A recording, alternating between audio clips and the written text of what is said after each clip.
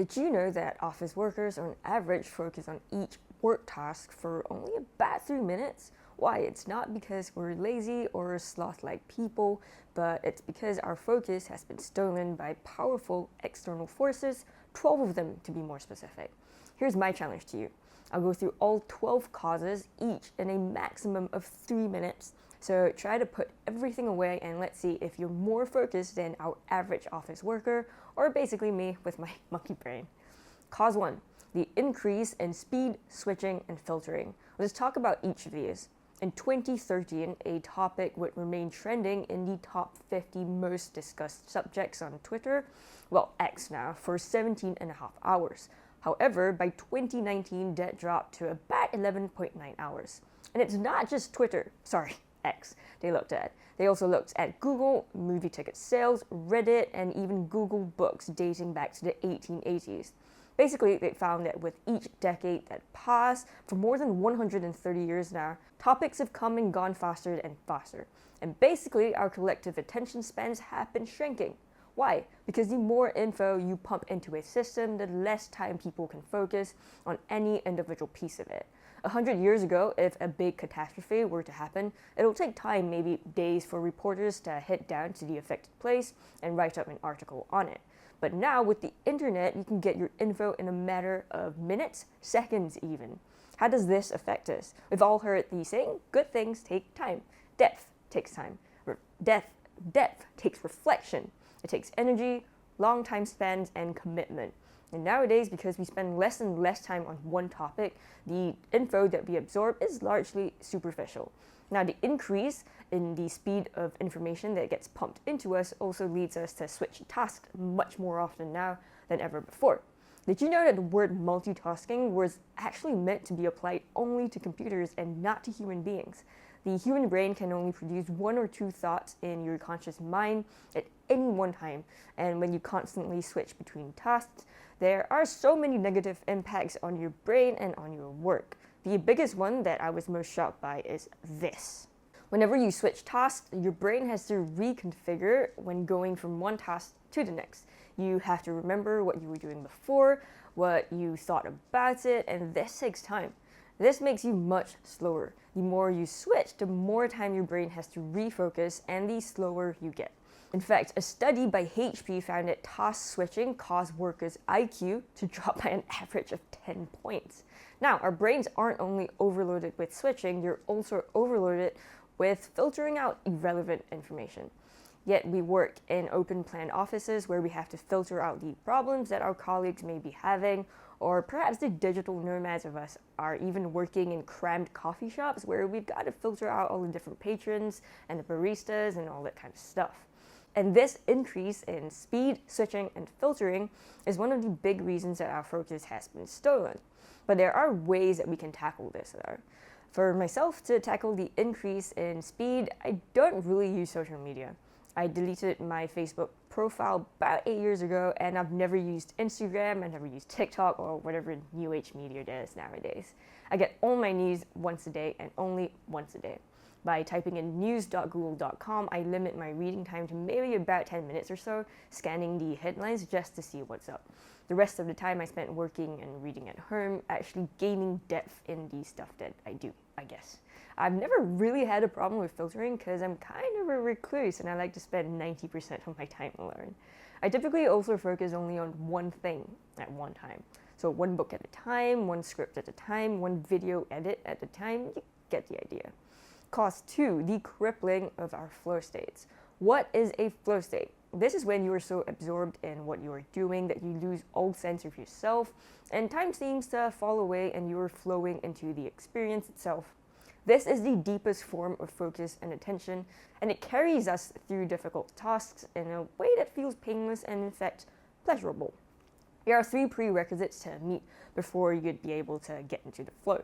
First, choose a clearly defined goal. Like, I want to finish reading Stolen Focus. I want to finish reading Stolen Focus by Johann Hari. I want to finish writing my script, summarizing this book. Goal, basically singular, not gold. Flow can only come if you're monotasking. Second, you have to be doing something that is meaningful to you. This could be one of your hobbies, like reading, and third, you have to be doing something that is at the edge of your abilities and not beyond them. Here's an example. If I try to give myself the goal of finishing this book and writing the entire summary, so basically the script of this entire video, in just one day, I'd panic, feel anxious, and I'd actually feel my heart beating really fast because I'm so overwhelmed by all the things I need to do. On the other hand, if I give myself the goal of getting all that done in just 1 week, because I have my own full-time job to do, then that's a lot more manageable, and I really enjoy the entire process of reading and writing. But what comes in and cripples our flow state? Before I answer that question, we need to talk about a study conducted by B.F. Skinner, a Harvard professor, and this is probably the most important study in this book. Skinner discovered that you could take an animal that seems to be freely making up its own mind about what to pay attention to and not to pay attention to, and you can get it to pay attention to whatever you choose for it. And here's Johann's very succinct summary of it. Take a pigeon, put it in a cage, keep it until it is hungry, then introduce a bird feeder. Now wait until the pigeon makes a random movement that you have chosen in advance, like jerking its head up high or raising one of its wings, and when the pigeon does that, release some pellets into the cage. Wait until the pigeon does that again and then give it more pellets. After a while, the pigeon will learn that if it wants pellets, it's got to carry out that very random gesture, and eventually it'll do so obsessively. Skinner also believes this applies to humans, and it kind of does make sense. Does this experiment remind you of anything? Let's switch up the context a little bit. Take a human, give them an Instagram account, have them post pictures of their daily life, and then give them some likes or some hearts or something like that. Wait until they upload more pictures again and then give them more hearts. Eventually, the human will start posting on Instagram obsessively just to get that external validation. Why this cripples our flow state is twofold. First, we're now all used to doing arbitrary things for the arbitrary rewards they'll reap at the end. Flow, on the other hand, is the doing of the thing for the enjoyment of doing the thing itself. Our focus has been stolen by surface-level, arbitrary, dopamine-releasing rewards. And second, this is just my interpretation of it, but most of us work in highly unconducive environments in a job that we perhaps don't like or even hate. At least that was the case for me. I worked an office job for about 5 years. I disliked it almost every single day, and I never once experienced any kind of flow. And it was only after I became like a content creator full-time, and I'm creating content that I think is extremely meaningful to me, that I experience flow now sometimes multiple times a week.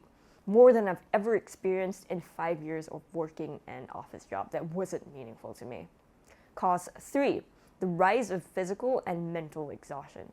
Today, 40% of American adults are chronically sleep deprived, which means that they are getting less than the minimum necessary 7 hours of sleep a night, and it takes only a small amount of sleep loss for all the negative impacts to kick in. For example, if you sleep only 6 hours a day for just a couple weeks, your focus and your reaction times will be equivalent to you being legally drunk. Why? Because when you go to sleep every night, your brain is rinsed with a watery cerebrospinal fluid, and this flushes out toxic proteins by carrying them down to your liver to actually get rid of it. If you don't sleep enough, this cleansing won't happen, and you'll literally be clogged up with toxins. This gives you a hungover feeling, making it super duper hard for you to focus. There's also another reason: we don't dream enough.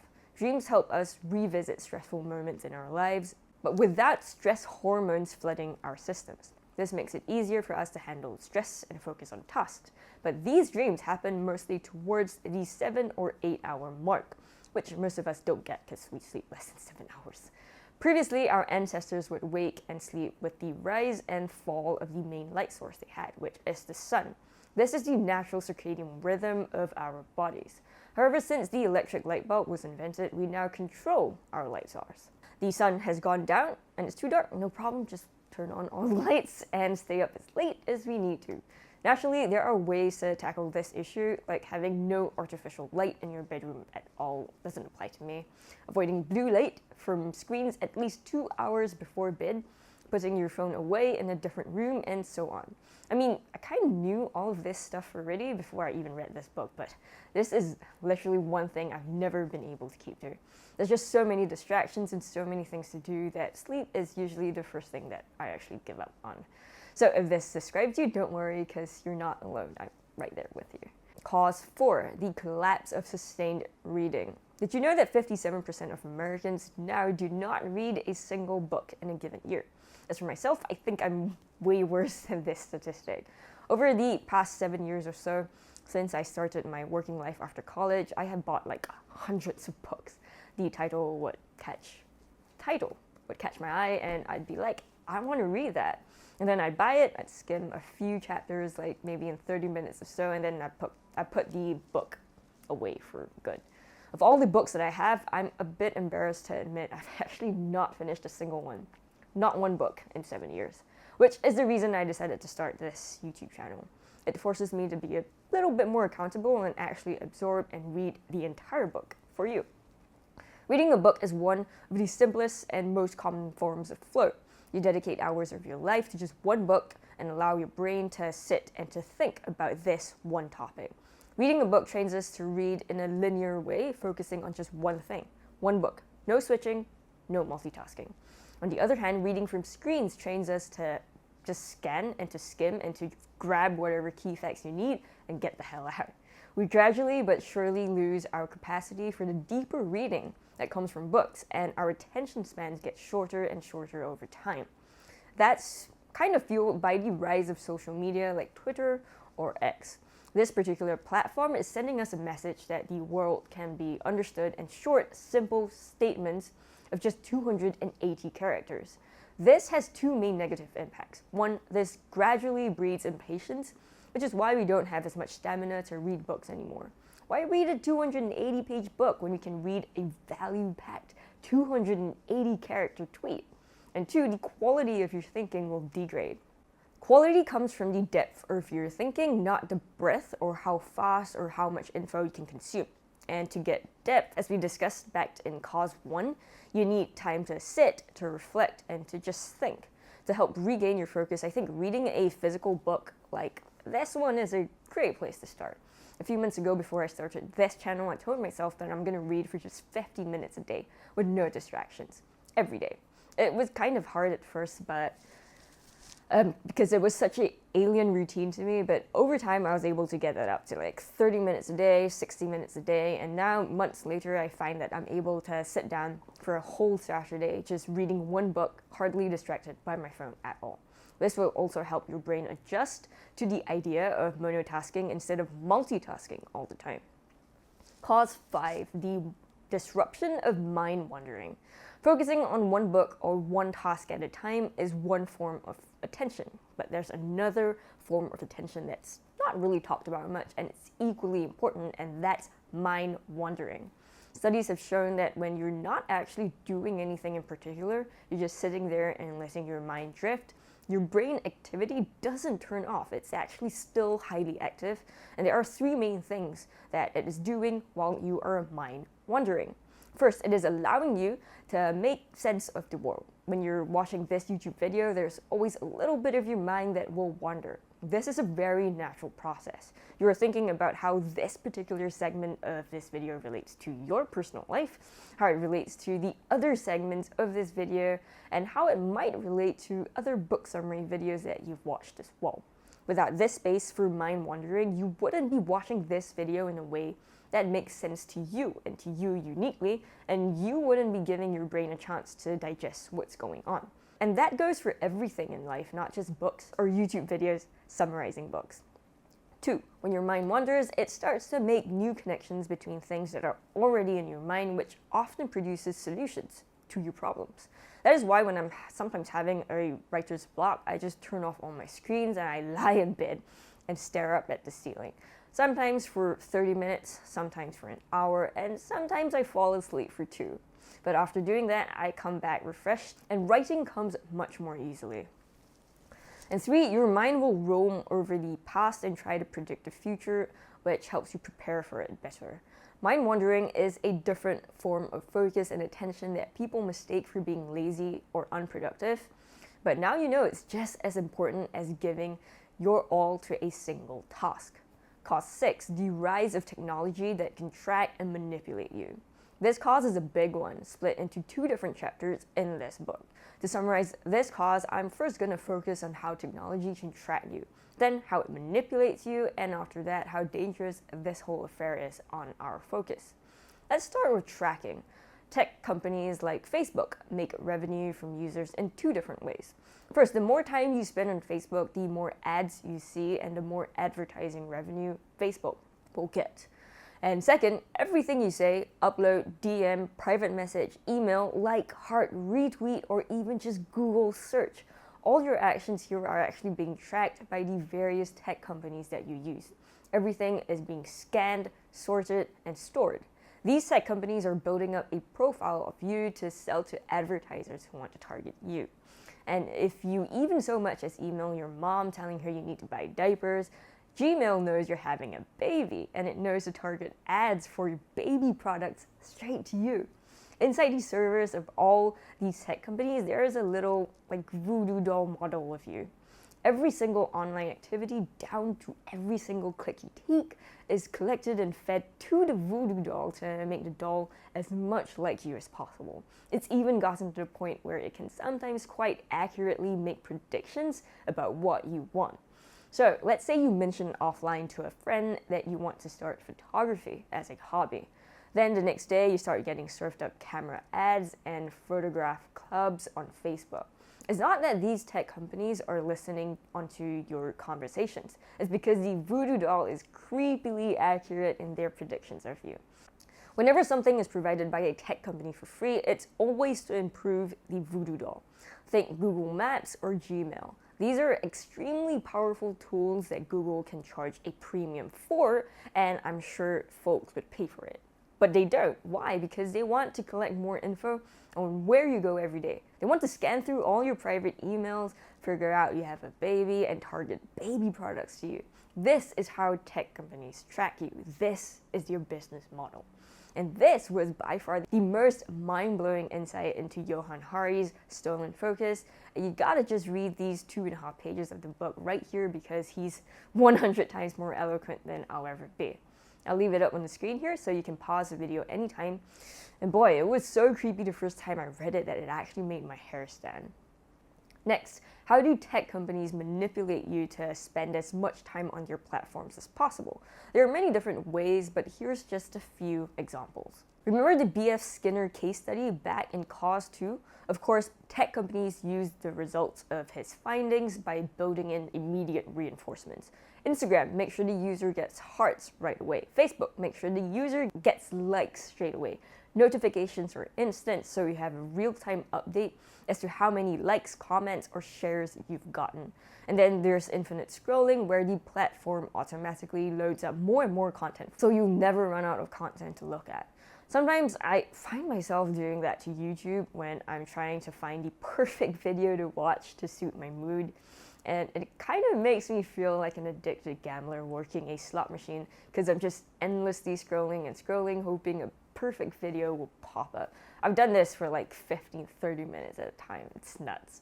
Now, what are the effects of this tracking and manipulation on our focus? 1, we become conditioned to need instant reinforcements of hearts and likes, driving us to pick up our phones more than ever before. 2, we switch tasks much more frequently now. If you pick up your phone every time you receive an instant notification, that could be dozens of times in just a single hour. Your focus is so badly damaged to the point where you're basically legally drunk, like I mentioned before. 3, it keeps us distracted for much longer than you might expect. For example, infinite scrolling makes you stay on platforms for as much as 50% more than you expect to, and that's a conservative estimate. And 4, because of the way these algorithms work, these social media sites make you and everyone around you angry for majority of the time. Humans are somehow drawn to negative emotions like anger or outrage. It's like a car crash, and you know how you can't look away from it. This is called negativity bias. It's why I've noticed entire YouTube channels dedicated to this. Take Sunny V2 as a prime example. 90% of his videos include some form of negativity, like The Rock is losing thousands of fans per hour, or TikTok's most hated user, why people stop caring about Nikocado avocados, stuff like that. It just works. There are also entire YouTube channels on angry Karens. Yes, that is an actual niche on YouTube because their behavior is so outrageous. It forces people to stop, click, and spend time on that video, which further prompts YouTube to promote it to more and more people. And you, in turn, get recommended more and more of these insane, outrageous videos. And when you're angry, you're alert, and you're more vigilant, you start looking out for danger more, and this leaves you with less and less energy for slower forms of focus, like reading a book. Cause 7, the rise of cruel optimism, or why individual changes are an important start, but it's not enough. The concept of cruel optimism is when you take a really big problem with deep causes and you offer people a simplistic, individual solution. It sounds optimistic because you're telling them this problem is solvable, but the solution is cruel because it's so limited and so blind to deeper causes. Eventually, for most people, this solution will fail. All of the individual solutions that I've tried to offer in this video, individual solutions, like not using social media, monotasking on a single thing, start reading physical books, don't have natural light in your bedroom, and so on, that's cruel optimism. If you try out these solutions and you fail to change your behavior, you won't blame the system, but you blame yourself for being lazy, weak, and unfocused. Honestly, I know that's what I did. But the thing is, you can try having self-control, but there are 1,000 engineers on the other side of the screen working against you. Me against 1,000 of the smartest people in the world, who's gonna win? Definitely not me. Instead, what Johann Hari is arguing for is a systemic solution dealing with the underlying causes of the problem. He gives a few solutions like banning how tech companies track your every online movement, or even having some of these tech companies bought by the government and then taken into public ownership. But the thing is, these issues on how social media affects us is still hotly debated, and there are only a very few select people banding together and fighting for more humane and less invasive technologies. So these systemic solutions, they're not likely to happen anytime soon. I think he makes a very compelling call for us to all band together and to fight for our technological rights online. And I think the first baby step for all of us is to just be aware that this problem even exists in the first place. I mean, to be honest, I didn't even know this problem existed until I read this book. Damn. Cause 8, the surge in stress and how it is triggering vigilance. When human beings are in a terrifying environment like a war zone, a violent neighborhood, or in any other kind of danger, our minds go into a different mode. Johann gave this example. If you meet a grizzly bear that looks like it's about to attack you, in that moment your brain stops worrying about what you're going to eat that night or how you're going to pay your rent, other day-to-day stuff. It just becomes narrowly focused on one thing, the bear or the danger that's right in front of you. Now imagine if these bear attacks happen a few times a week. In this case, you would develop a state called hypervigilance, where you look out for danger around every corner instead of focusing on being present. It's not that you're not paying attention. It's that your mind is instead paying attention to any potential danger. What are some relatively common causes of this hypervigilance that you just might think doesn't apply here? One big reason is financial. Did you know that 6 in every 10 US citizens have less than $500 in savings? Anyone in this situation knows that you're just one car breakdown away from your own personal financial meltdown. It's not that you're not focused on deeper work like reading, it's because you're just perpetually worried about trying to make it through the week. Another common stressor is our increasing work hours and workloads. Many companies pride themselves on having 70, 80, or maybe even 90-hour work weeks because some of us have to be on call all the time. This type of work life is contrary to what most people think, highly unproductive. This book, by Deep Work by Cal Newport, suggests that people can't do more than 3 to 4 hours of deep work in a day. I find that this is extremely true for myself as well. After I've done like 2 blocks of 2-hour work sessions, I'm kind of mostly tapped out for the day. This actually suggests that most of us spend at least 50 to 60% of our working lives not being productive, or basically secretly scrolling social media at work. That's what I used to do as well. Again, the solution to this is more systemic than individual. To reduce financial stress, governments can provide the basic minimum amount of money to every single citizen, like what Finland did for 2,000 of its citizens. Each were given €560 per month for 2 years, and their ability to focus improved drastically. It gave these recipients a sense that they were standing on stable ground, even if it was only for their most basic needs. And to reduce workloads, governments or companies can impose something as extreme as a 4-day work week, something I think that most Asian countries, like where I'm from right now, will be extremely slow to take up. I worked in a small local financial services company previously, and during the pandemic, I had my first taste of work from home.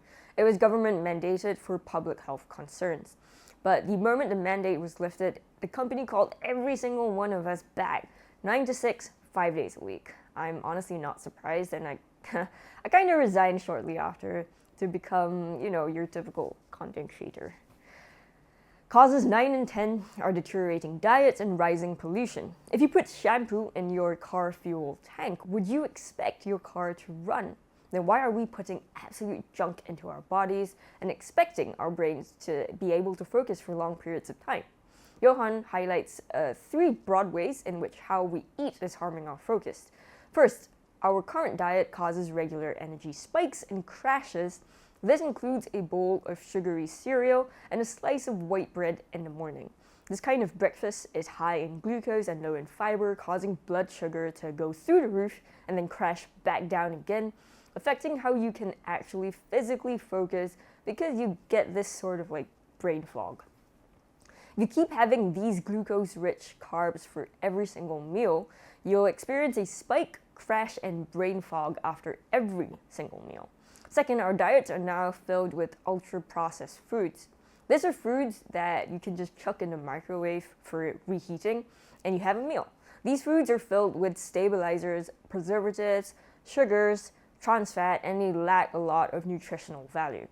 And this nutritional value is what your body needs to physically focus. Your brain needs a lot of these key nutrients to thrive, and this includes omega-3s, calcium, antioxidants, and all kinds of vitamins like vitamin B, C, D, E, and so on. Third, our current diets also actively contain chemicals that act on our brains almost like drugs. This includes food coloring, food dyes, and other common additives. Ultimately, leaving out all these different processed foods and eating whole foods instead, so foods as they were originally intended, is the way to go. To do so, shop primarily around the outer edges of the supermarket, the fruit and veg at the front, and the meat and fish at the back. The stuff in the middle isn't really food at all because it's placed there so that most consumers would actually go there and pick out junk food. The next cause 10, is rising pollution. The pollution is in the air all around us. If you're living in a major city, you're breathing in a crap ton of different pollutants like lead, iron, carbon monoxide, and so on. This comes from vehicle emissions, industrial emissions, and so on. This increase in pollution leads not just to your brain becoming inflamed, it eventually damages your brain cells and even leads to dementia when you get older. Cause 11, the rise of ADHD and how we are responding to it. Between 2003 and 2011, diagnosis of ADHD soared in the US by 43%. It has now reached the point where 13% of adolescents in the US have been diagnosed with ADHD. Contrary to what you might think though, ADHD isn't some sort of biological disorder. It's more of an environmental influence that the child is put in. A crucial factor a study found was the amount of chaos in the environment. If a child is raised in an environment where there is a lot of stress, they are significantly more likely to develop attention problems and be diagnosed with ADHD. Why? Because when you're very young, if you get upset or angry, you need an adult to soothe you and calm you down. Over time, as you grow up, if you are soothed enough, you learn to eventually soothe yourself. You internalize the reassurance and relaxation your family gave to you. With stressed out parents, through no fault of their own, it's just a result of poverty or other life circumstances, find it harder to soothe their children because they're so amped up themselves. The children don't learn to calm themselves in the same way and are more likely to respond to difficult situations by getting angry or distressed, feelings that wreck their focus. Parents who have social support, like whether it's from a professional or a partner or a group of friends, experience less stress, so they're more responsive to their children and their infants become more secure. The current response to ADHD is usually powerful stimulant drugs to help children cope. However, there can be quite a few risks associated with this, like stunted growth, developed tolerance, and even potential long-term negative impacts on the brain. So while drugs can be used as a temporary band-aid, it shouldn't be used as a crutch. And there's usually an underlying issue that needs to be solved that is actually taking away a child's focus. Cause 12, the confinement of our children, both physically and psychologically. There are a few ways we are doing so. First, studies have shown that when people run around or engage in any form of exercise, their ability to pay attention improves. However, nowadays, most of our kids are kept indoors where they're forced to do lots of homework and spend free time on screens, and we're cutting off their natural desire to run around and thus also their ability to pay attention. Second, we are depriving kids of unsupervised free play. Free play helps develop creativity, imagination, social bonds, aliveness, and also attention. Yet, even when children do get to play today, it's supervised by adults who set all the rules and tell them what to do and what not to do. Third, there is a big rise in anxiety among children, and this is because of the play deprivation. Fourth, because children spend majority of their lives playing by the rules set by their parents, they are deprived of the chance to develop intrinsic motives. Intrinsic motives means that you're doing something that is inherently meaningful to you. The activity itself is the pleasure. Contrast this with external motives, where children now maybe only do a particular activity because they don't want their parents to go and whip them with a bamboo cane if they don't do it. Various other factors like rigid schooling and standardized testing all add to each child's stress and anxiety levels, which in turn plays a part in their decreasing ability to pay attention.